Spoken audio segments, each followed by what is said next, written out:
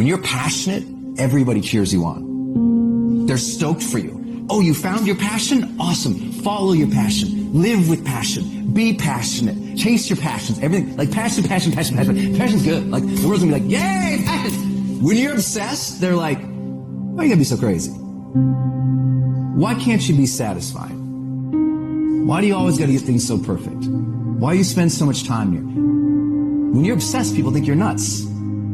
So it's different. If no one thinks you're crazy, you're not yet operating to the outer limits of your potential. You're not there yet. Because somebody in your life should say, man, you really care about this in like a crazy way. It's time to stay focused. It's time to decide clubs, partying, trying to fit in and socialize, rub elbows with everybody so people can stop calling you weird. Why are you so antisocial? Because I'm trying to get it. Why are you staying on the basketball court so much? Because I'm trying to get it. Why are you not clubbing? Like every time I text you and invite you to go do something fun and cool, you always study it. Because I'm trying to get it. The more weird you are is a reflection of how committed you are to focusing on your molding and shaping and developing your ideas and your craft so that when it's time for you to make your rounds, you gonna fly. You still got work to do. Stay on that basketball court. Stay on that football field. All the homies texting and calling and trying to make you feel bad about being so focused. It's grind season, homie.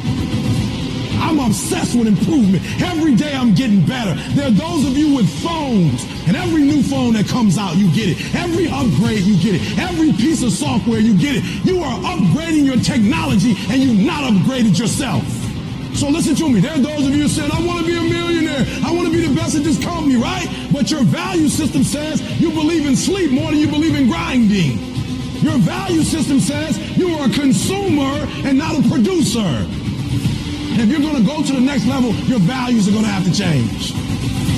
We do not retreat. We do not give up. We do not surrender. And the reason why most of you are not successful is because every single time stuff's not going your way, you give up, you quit, you let go, and people feel weakness. They feel it. You can feel when somebody's not committed, when they're not all in, when they're not dedicated. And there's another level you get to when you go all in. You have to eat the dream. You have to sleep the dream. You have to dream the dream. You have to see it when nobody else sees it. You have to believe it when you cannot see it. You gotta be possessed with the dream. And I dare you under every single circumstance, keep looking at your dream. Keep focusing on your dream. Keep going after the dream because that's where true success is. Success, guys, is a very, very lonely road, man. Very few people are willing to endure the pain, the sacrifice, the due diligence to be successful. It's an uphill battle. And along that road, you're not going to see too many friends. You're going to see your shadow most often. When everybody is against you or don't believe in you no more, it's a lonely feeling. They look at you with that look and say, why don't you try something else? Why don't you give up? There will be times when you will feel alone, when you will feel deserted, when you'll feel weak and you'll doubt yourself and other people will doubt you and you ask yourself, am I crazy? People are going to think you're crazy. And sometimes you're going to think you're crazy. You're going to question yourself. It's hard to pick yourself up when you experience setbacks and people don't see the vision. And no one else believes in you. That's going to happen. But we all have a choice. The choice is you can let the outside noise affect you or drive you. What's it going to be? Don't give up. Stay in it. Stay focused. There's been so many times in our lives where people tell you you can't do something. Where would you be if every single time someone told you you can't do something, you listened to them? Oh, you're being unrealistic. You're dreaming. Yes, I am dreaming. So a lot of people have stopped dreaming. Don't you stop dreaming. It takes guts. You got to dig down deep and cut it out. Keep on going again and again and again until you make it happen because you know that it's possible. Your self-belief must outweigh others' disbelief. Your belief must be so strong that you block out the noise of everyone around you. And all you hear is is your internal dialogue telling you, I can do this, I will do this, I must do this. And no matter what it takes, with every fiber of my being, I am going to win.